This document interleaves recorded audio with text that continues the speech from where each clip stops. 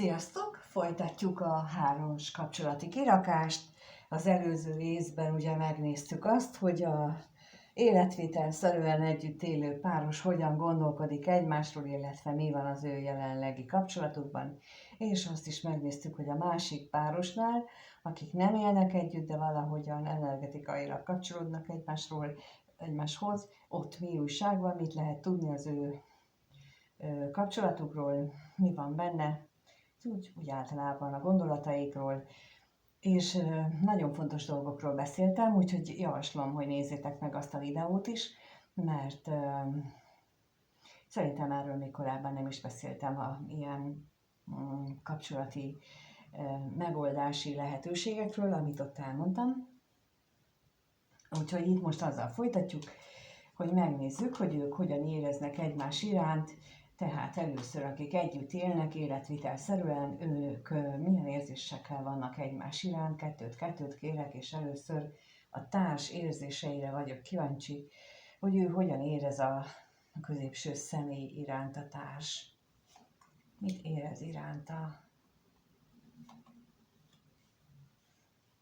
És a középső személy a társa iránt.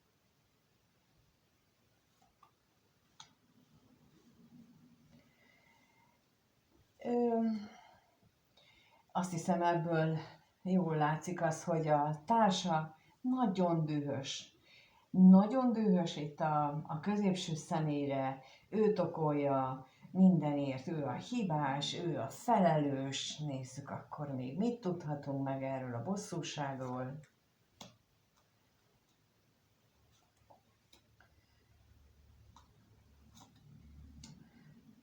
És a pénzről.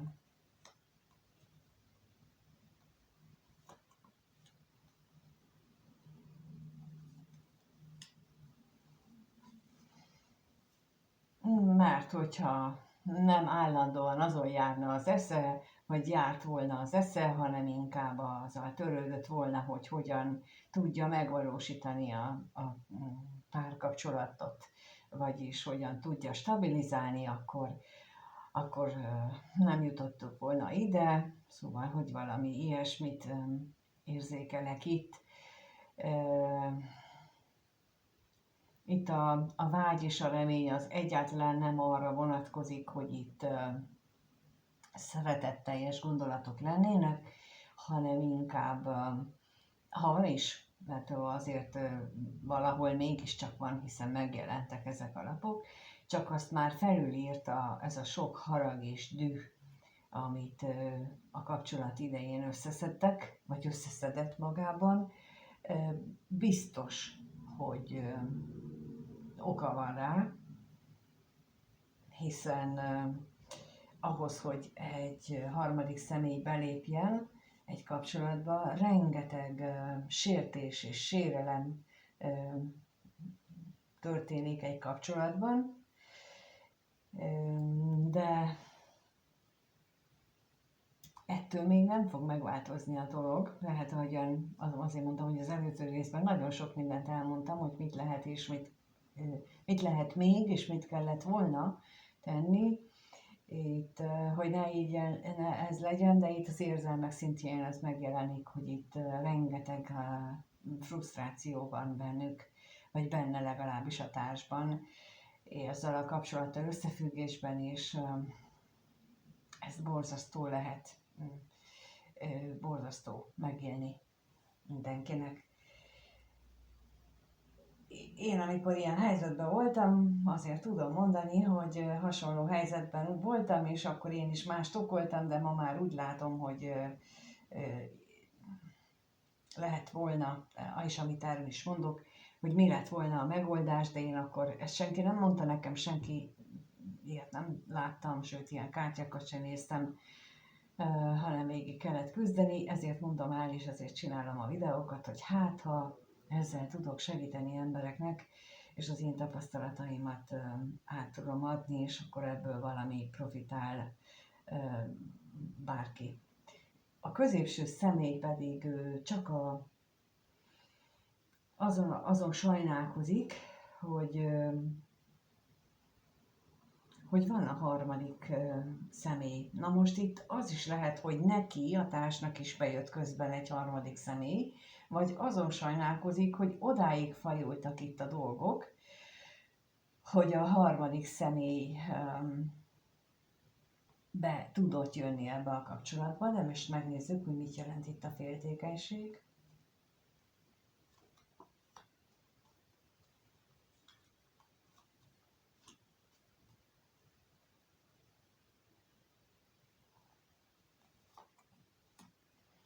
És a látogatás.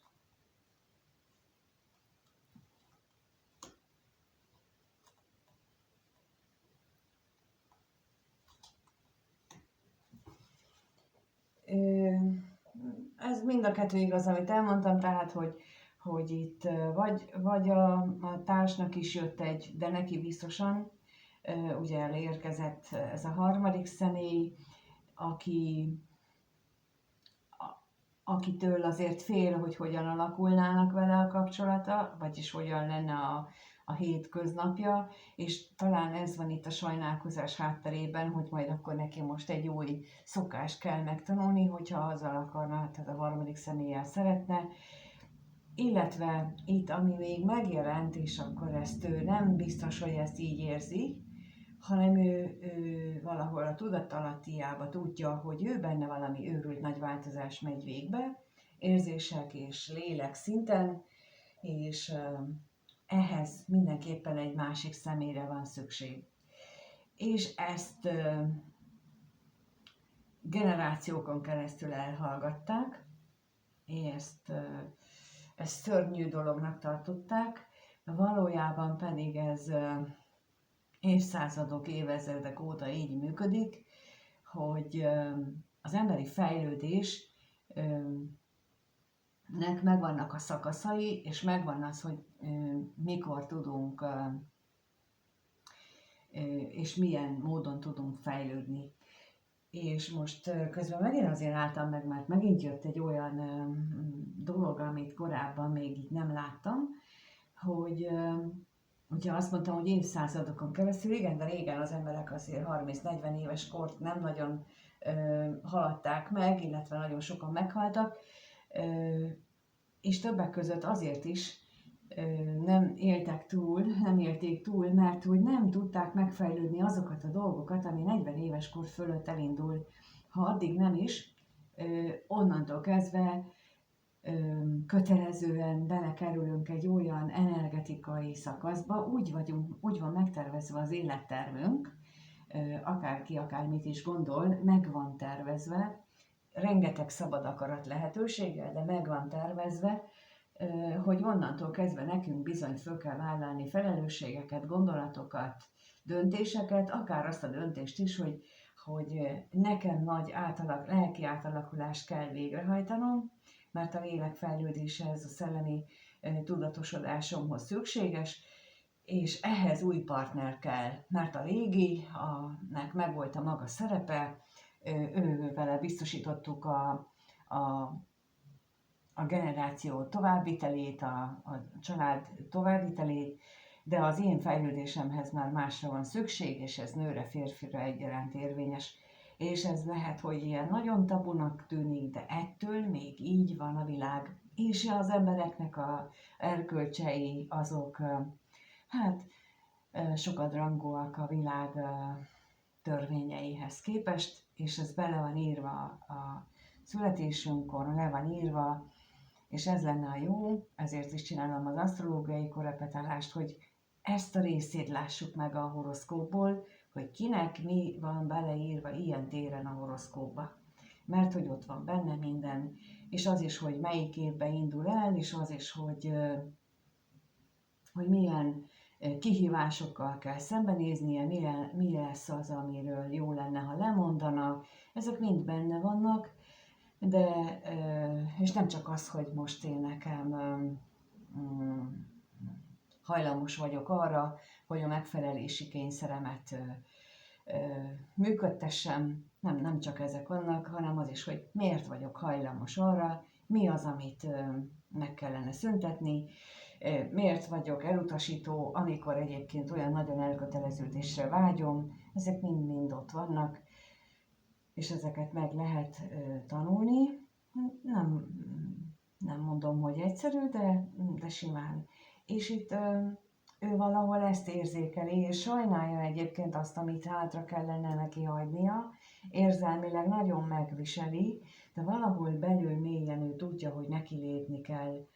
És itt akkor elmondom, hogy aki nem nézi az ikerlángos videókat, ott mondom el mindig, hogy az ikerlángok azok a valódi ikerlángok, akiket máshol másképp neveznek, de itt a kártyás közösségben ezen a néven futnak, ők, az ő kapcsolódásuk egy teljesen más síkon zajlik, illetve más síkon is zajlik, és csak ott van megoldási lehetősége, és az emberi síkot ahhoz igazítva lehet elfogadni, illetve úgymond hát túlélni. De nem kell túlélni, hanem hogyha azt elfogadjuk a másik síkot, akkor mind a kettőt nagyon jól lehet működtetni, mert bennünk történik meg ez az őrült nagy változás, amit ő is érez.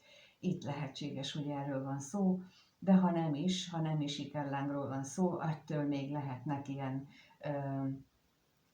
jellegű nagy lelki változások, amit ő jól érzékel.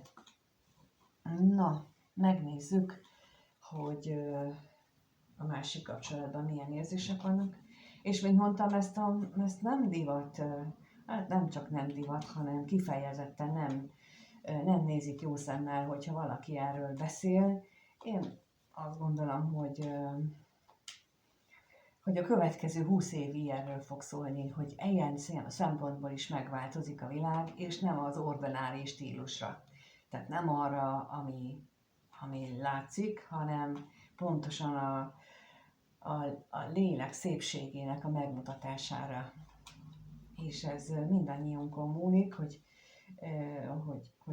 ebbe az irányba menjünk. Én meggyőződésem, hogy így tudunk hozzájárulni a magunk fejlődéséhez is, hogyha a szépséget, a lelki fejlődésre és a lelki szépséget nézzük. Na, megnézzük akkor a mi érzelmeket a másik kapcsolódásban. Itt kettőt kérek ismét, és a középső személynek az érzéseit a harmadik személy iránt. Milyen érzések vannak, wow! És a harmadik személy a középső iránt.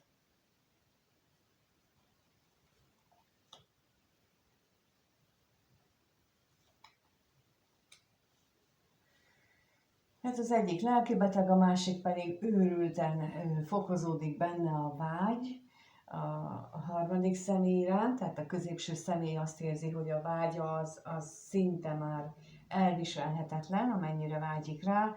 Ez mindenféle értelemben, és annak a tükrében van jelentősége, vagy értelmezhető, amit az előbb mondtam, hogy ő belül érzi a kényszer, de ez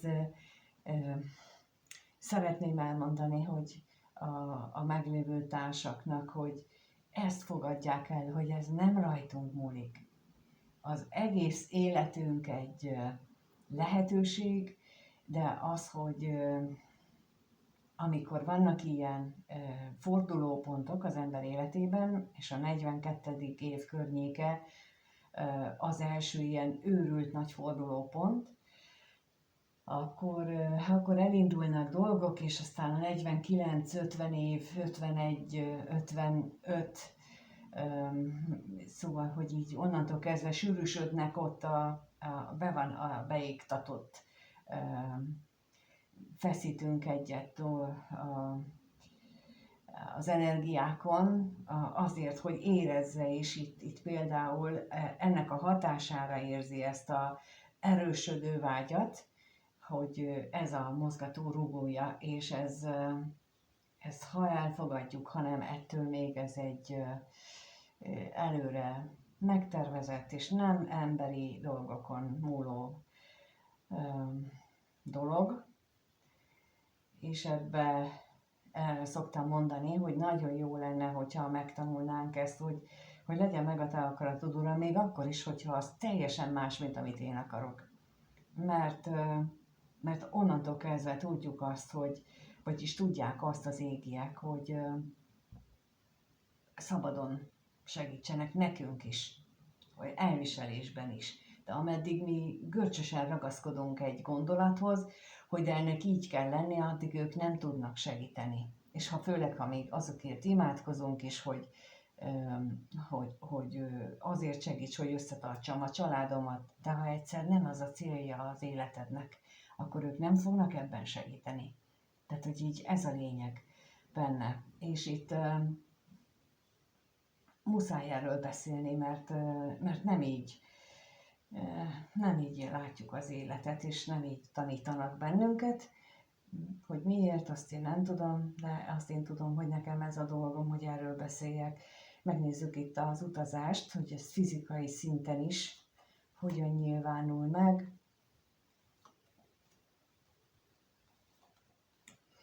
És a vágyat is. Hát itt a találkozásra való vágyakozás, remény arra, hogy itt végre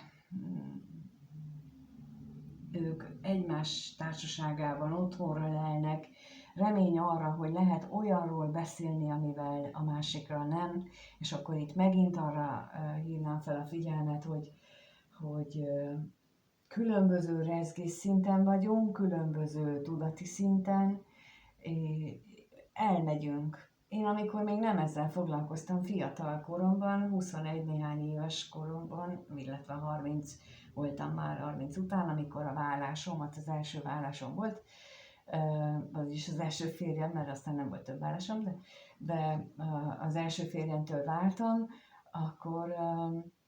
akkor azt mondtam teljesen ösztönösen, hogy mi elfejlődtünk egymás mellett. És valójában ez történt. Ő megmaradt azon a rezgés szinten, amin mi megismerkedtünk, közben vagy fejlődött, de nem olyan emelkedést produkált, mint én, és egy idő után teljesen elbeszéltünk egymás mellett. És a hétköznapi dolgokban, egy idő után a hétköznapi dolgokat sem tudtuk már megbeszélni, tehát az, hogy ki hova megy és mit csinál, mert valahogy nem értettük egymást. Ma már látom, hogy miért van, de ez így működik, és itt is azt mutatják, hogy az ő vágya arra is irányul, hogy végre úgy tudjanak beszélni, hogy értik egymást. Hogy valaki megért engem, és érti, amit mondok. De ez az értés, ez ebből ered, hogy egy rezgés szinten mozgunk. Miközben a harmadik személy belebetegszik lelkileg ebbe az egészbe. És akkor remélem, hogy végighallgattad a többit is, mert az mind-mind tanulság neked is abban, hogy hogyan változtasd a dolgaidat. Na nézzük itt a betegséget, hogy miért éled így meg ezt az egészet, és a lelkészre is kérek.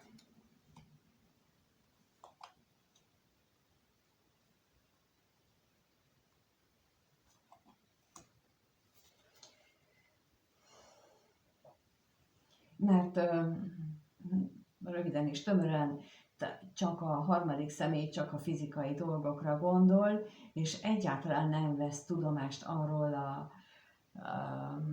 arról, hogy ők itt lelkileg kapcsolódnak.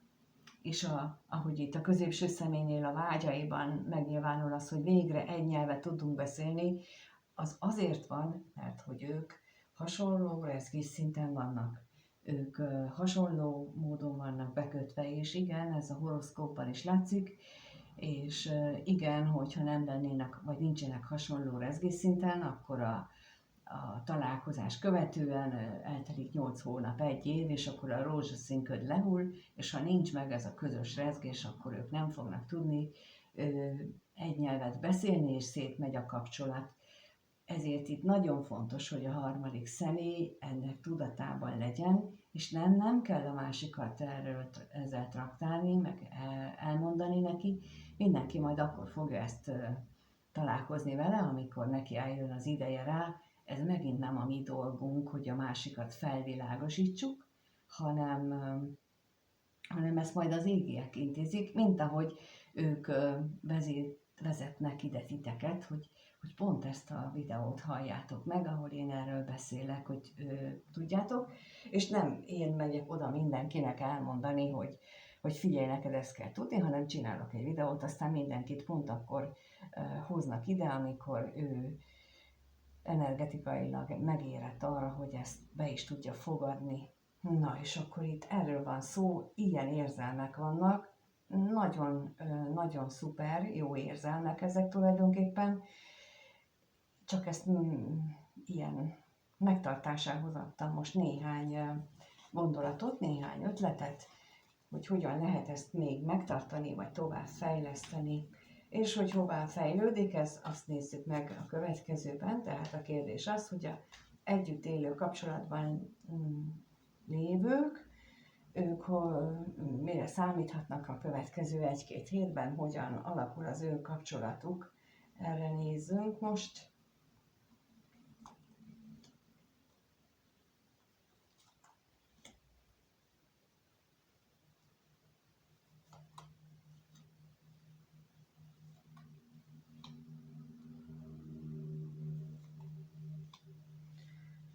Hú, micsoda hamis érzelmeket fognak ők mutogatni egymásnak.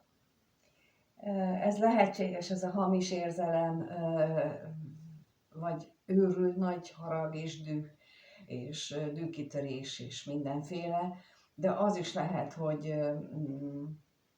a féltékenységből vezérelt, manipulatív érzések lesznek itt ebben a kapcsolatban. Jaj, kérlek, ne nézzük meg ezt a hamisságot.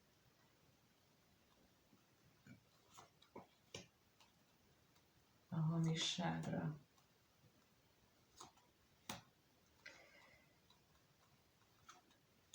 Úgy látom, hogy a társ részéről lesznek olyan dolgok, amelyekkel igyekszik akadályozni a sorsot.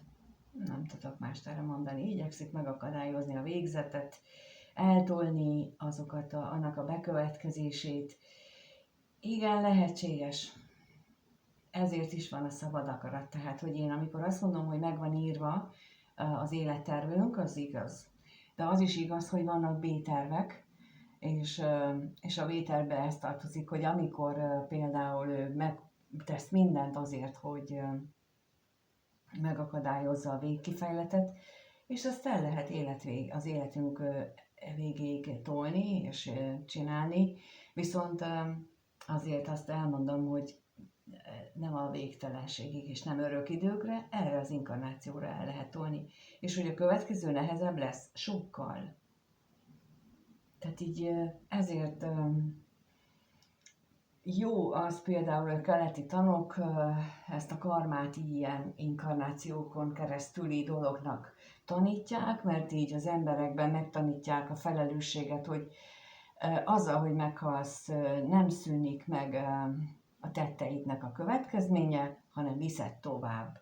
És hogyha valamit le lehet most dolgozni, akkor inkább tedd meg most, és ne vidd tovább, mert az sokkal rosszabb lesz.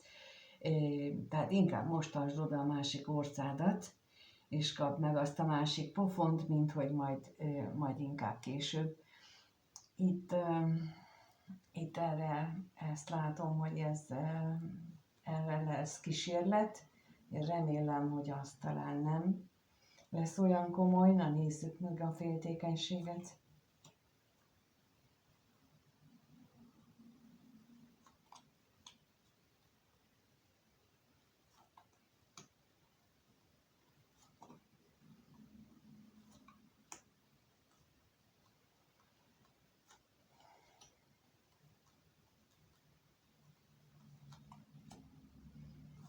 Igen, a féltékenység is ebből adódhat, hogy ne találkozzanak, ne legyen jó a másiknak,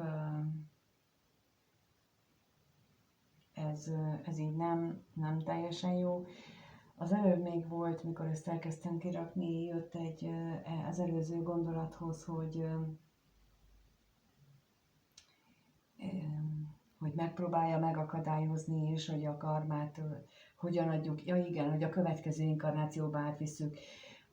Én például sokszor kérdeztem, mikor még nem álltam át erre az útra, hogy vajon mi rosszat követtem el, hogy mennyi rosszat követhettem el előző életeimben teljesen tudattalanul, csak amikor már hallottam a reinkarnáció fogalmáról, akkor elkezdtem utána ilyen kérdéseket feltenni, hogy én mennyi rosszat követhettem el, hogy én ennyi nehézséget kell megtapasztaljak ebbe az életbe, és ez jutott most itt eszembe, tehát, hogy amikor ilyen nehéznek éljük meg az életünket, akkor ez jusson eszünkbe mindig, amit az előbb mondtam, hogy a karmának a törvénye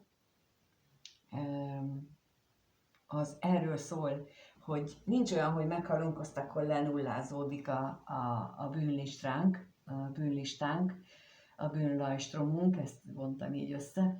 Nem, nincsen, visszük tovább. És hogyha sok mindent viszünk tovább, akár több inkarnációból is kimenekülünk, akkor az egyszer így egyszerre jön vissza, és ez szörnyű életet tud produkálni. Ezért javaslom azt, hogy álljunk neki is. És még ha ez így nem is igaz, de mert ugye az elménk ezt állandóan kétségbe vonja, régen nekem is, akkor is azzal nyugtattam meg, hogy de ha még nem is igaz, attól én nekem még semmi bajom nem lesz, hogyha én ezentúl jól másképp élem az életemet, és ezentúl másképp látom a dolgokat. És akkor így álltam át, és akkor ennek hatására aztán egy csomó minden megváltozott, és sok minden jó lett. Itt is ezt kívánom, hogy tudják ők megtenni ezt, mert ez az egyetlen lehetőség, és nem a féltékenység, és nem a másikat, a manipulálom, a rossz indulat, a harag, a gyűlölet, az nem vezet, az nem jó irányba vezet, az lefelé húz. És én pedig szeretném, hogy mindenki jobb, szebb rezgésbe kerüljön, hogy megtapasztalja azokat a szépségeket, amit én is. Én csak ezt kívánom itt mindenkinek, hogy bárcsak mindenki érezni azt, ahogyan én megélem érzésileg. Nem a hétköznapi életben, hanem a belsőben, mert az nagyon-nagyon szuper, hogy nem haragszunk senkire, nem gyűlölködünk, ez így nagyon jó. Na, de megnézzük a másik kapcsolatban lévőket, hogy náluk hogyan alakul a következő 1-2 hét. Lássuk, hogy hogyan alakul az ő kapcsolódásuk, mit tudhatunk meg arról.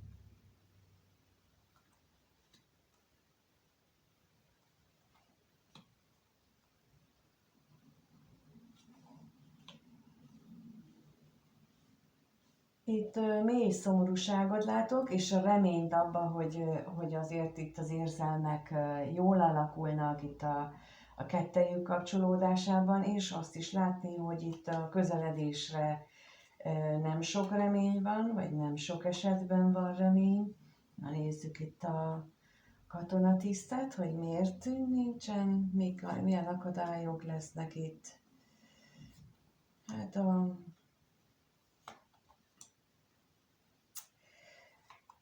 a másik párkapcsolatban az, amit láttunk ott, a manipuláció, most erre jött ki utalás, hogy ott az ottani kommunikáció révén próbál majd hatni a társa a középső személyre, nem is keveset, és akkor megnézzük még a szomorúságot.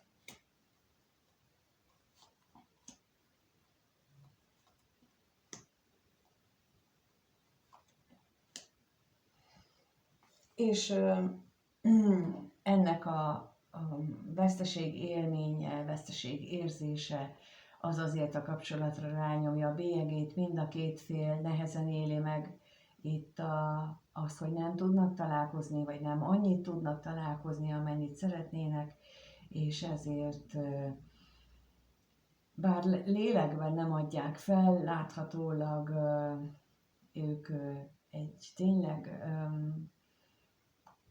magasabb rezgésszinten lévő kapcsolat, viszont a hétköznapok szintjén azért eléggé megviseli őket ez a dolog, és